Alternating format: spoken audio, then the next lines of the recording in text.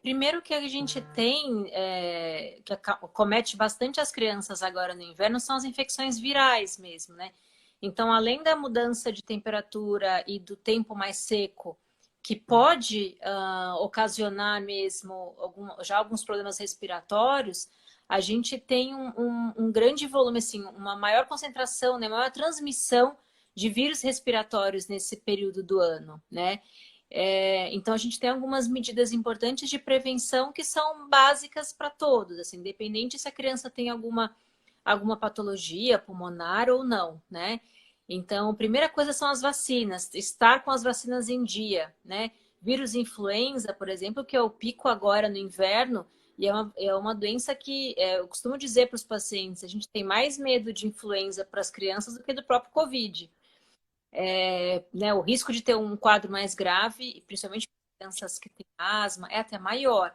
Então, é muito importante, né? As famílias ficam com medo de sair, levar as crianças para ir no posto, se vacinar, mas é uma vacina que não pode deixar passar. Então, precisam se vacinar aí, vacina da gripe, né? A primeira coisa. Outra coisa é a hidratação, né? Então, hidratação, ingesta oral, a gente acaba no inverno, no frio, diminuindo um pouquinho, né? Não sente menos sede, bebe menos água, mas é muito importante manter hidratação oral e manter hidratação de via aérea, né? Então, isso principalmente com lavagem nasal com soro, né? Isso Sim, aí até o Torrino e as colegas do Torrino sim, falar até mais do que eu, mas é importantíssimo manter a lavagem nasal, porque você umidifica a via aérea. A gente tem, para ter uma função, né, ótima da nossa via aérea, porque a via aérea ela tem vários mecanismos de defesa.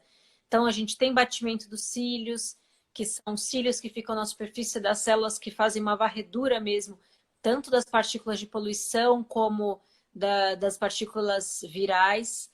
A gente tem a presença do muco, que é um fator de proteção também. Então, a bactéria, o vírus ou a partícula de poluição, ela se gruda ali no muco e o batimento ciliar vai varrendo esse muco, né?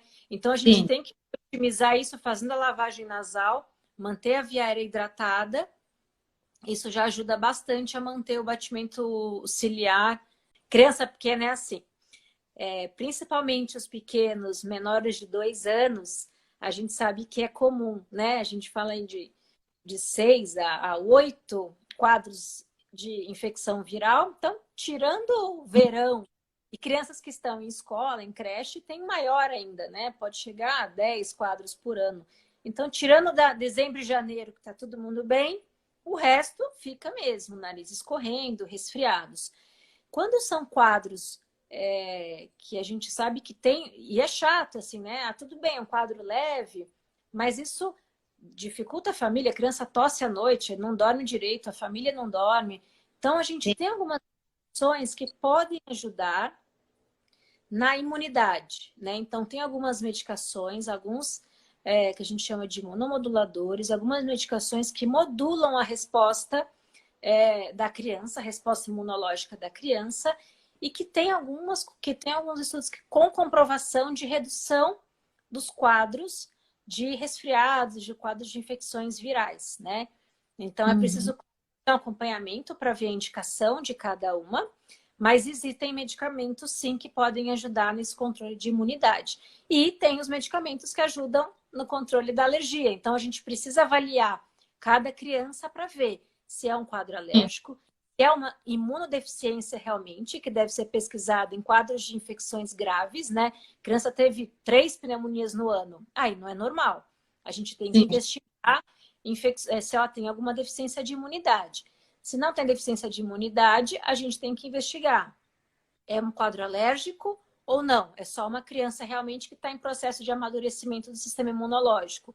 Nesses quadros, a gente tem medicações, tem tratamentos que ajudam a prevenir. Nenhum é 100%, né? Principalmente porque as É, crianças, em processo de maturidade, né? O sistema imunológico delas ainda estão em processo de maturidade, né?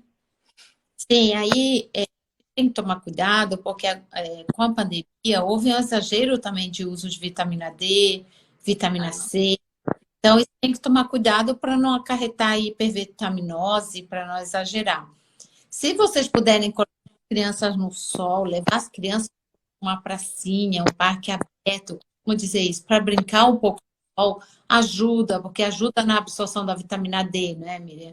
Que é uma das responsáveis pela melhora da imunidade. Então, isso ajuda a criança a respirar um ar mais puro, levar para contato com a natureza, para lugares abertos.